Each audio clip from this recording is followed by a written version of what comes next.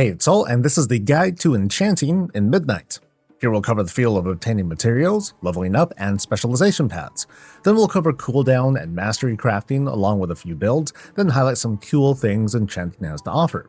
This is an intermediate guide that assumes you've got some experience with the professions over the past few years. Use the navigation to get you where you want to go. Please like this video, subscribe for more WoW coverage, and catch me where I'm live. A few things to point out. You can skip this if you heard it because I've been repeating it for just about every profession. Consumable goods and reagents now only have 2 quality ranks. This matters a bit for the likes of wands and profession tools, but when it comes to the nitty-gritty of making enchants to sell in the auction house, it's a pretty big deal that creates this distinction between what I call a cooldown crafter versus a master crafter of these items. And I should explain these terms too. A cooldown crafter doesn't use a single character who is super boss at their craft. They don't need to rely on high-level materials or tools or levels or even knowledge points beyond what's needed to learn recipes. Instead, they throw bodies at the problem, using multiple characters and the concentration resource to raise the quality of an item to the next highest rank. In Midnight, with only 2 ranks, max quality is just 1 step away. Virtually all professions can apply this philosophy to create crafting characters who basically use this concentration to make max quality consumables and reagents when enough of it's available. Concentration, by the way, regenerates at 250 resource per day out of 1,000, so in a way we're using concentration as a daily-ish cooldown. As soon as enchanters learn the recipes they want, which can be a deal breaker in some cases, they can otherwise immediately spend their concentration to make top-tier enchants, albeit only a handful every few days, which is why one can scale up the operation with even more alts. A player with this philosophy sees their characters more or less as tools, a means to an end, and so on and so forth, and will primarily do their business in the auction house. I'm speculating here, but I anticipate cooldown crafters to be pretty popular, as they don't even need high-quality materials to make these top-quality goods. There might be a drawback though, as this could actually impact the supply of materials, which might narrow the price differences in quality. We also got to consider the mid to long term of this kind of approach. What'll the competition be like between single-player characters and those who might roll numerous alts slamming their cooldowns? In fact, how many players will be using so many alts, and how will all this mix in with the region auction house? We'll just have to wait and see. Master crafters, though, they depend on building up levels and knowledge to eventually mass-produce high-quality items and tools on demand without limits, which involves steady progression with all the weekly grinding and activities involved. This also falls under the philosophy of being a completionist who has fully developed their character. And that's cool. This is not about right or wrong approaches to gameplay. You can play the game however you like. But I'm trying to make the distinction between cooldown crafting and master crafting, so you can come up with your own strategy without getting yourself confused with what's needed to get there, because the approaches are pretty different. All the familiar trappings have returned, from specializations to knowledge points and patron orders and concentration. A number of recipes are purchased with Artisan's Moxie. It's earned from skill ups, gaining knowledge, and fulfilling patron orders. Some recipes are discovered or dropped, and you can mouse over the info button on each recipe to find out how to get it.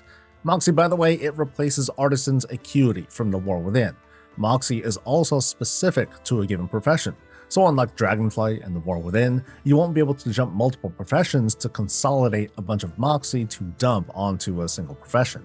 Leveling and enchanting doesn't quite start until you can secure a source of enchanting materials, and during an expansion launch, those sources tend to be limited to what you can do.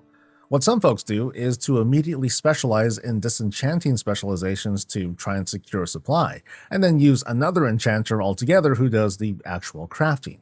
Others who might be a bit more industrious, they'll go out and farm up greens, while folks racing will buy up whatever's in the auction house, and that's great for those who are selling those things.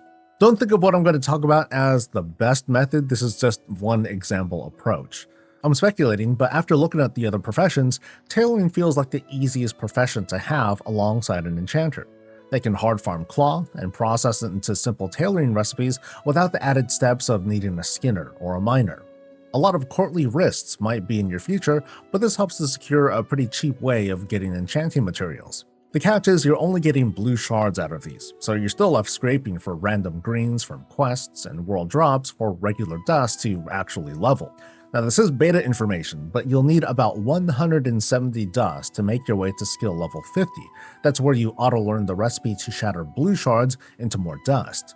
I actually think this might be a bug, and there is a chance we can learn this skill at level 25, but don't hold your breath.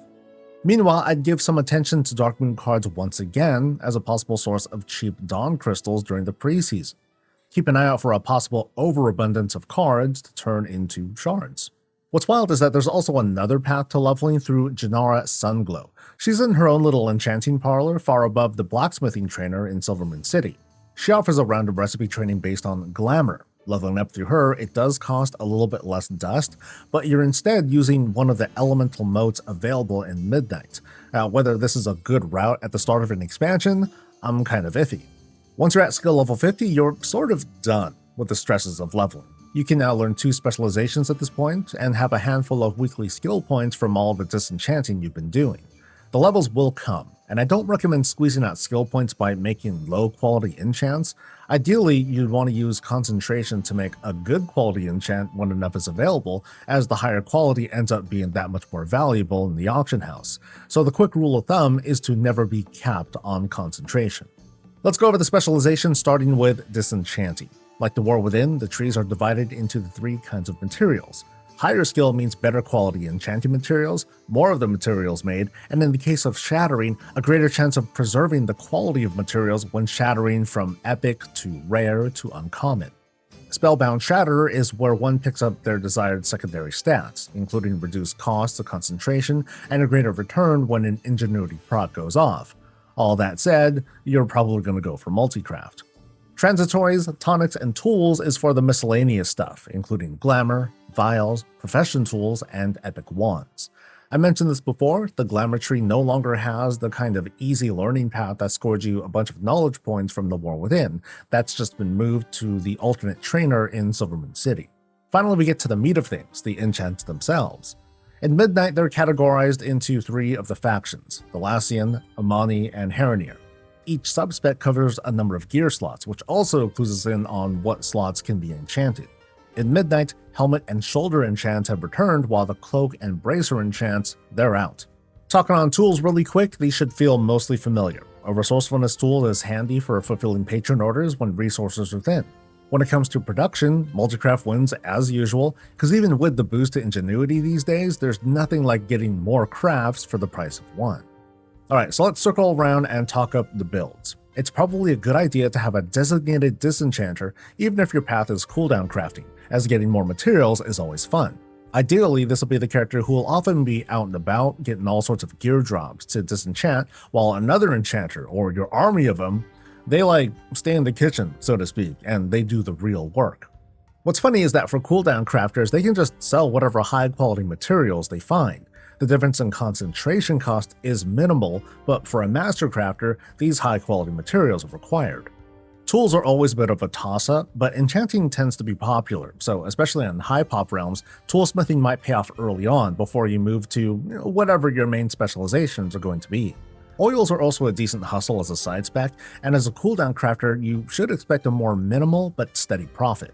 Specializing for the gear enchants though, it's going to be quite the journey, even for cooldown crafters, as no one tree is better than the others, and a recipe is locked behind learning each of the final subspecs. Learning them all means filling out most of the first and second tier traits, and master crafters of course they'll need to go all the way. One crazy idea cooldown crafters can consider is to have one character for every bottom node down here for quick access to the recipe, or maybe a few to focus on what we think might be the most popular enchants. Now you gotta realize this could get out of hand very quickly for a few reasons. One, you'll want to consider just how much enchanting material you're actually bringing in, because there's no point in having a whole army of alts who are also starving for resources. Also, many other recipes are purchased with both Moxie and Voidlight Marl, the resource earned from outdoor content. This is where folks will bust out a spreadsheet to organize who knows what recipe, then each day log on to each character, blow whatever concentration they have, and immediately post it on the auction house. Eventually, as even the cooldown crafters earn a bit of moxie, they'll be able to expand their recipe list and be able to respond to market trends. Alright, let's get to the cool stuff enchanters can make. With helmet and shoulder enchants returning, you should know what sorts of stats they cover. Helmet enchants are what covers a general buff and a perk when doing outdoor activities. The shoulder enchant is what covers a tertiary stat. And then there's what I think is some of the most visually impressive decor out of all the professions in Midnight, at least so far. There's a round of books with different lighting effects, but I can imagine a lot of fun with these animated tools. This ensures that whatever low-quality materials aren't already sucked up will be used for these recipes. You can probably count on more than a few people who will specialize in shattering, but otherwise are racing to pump out this kind of decor. And that's the guide. Please like this video if it was useful, subscribe for more wild coverage, catch me live, and I'll catch you later. Stay safe, stay healthy, and stay breezy.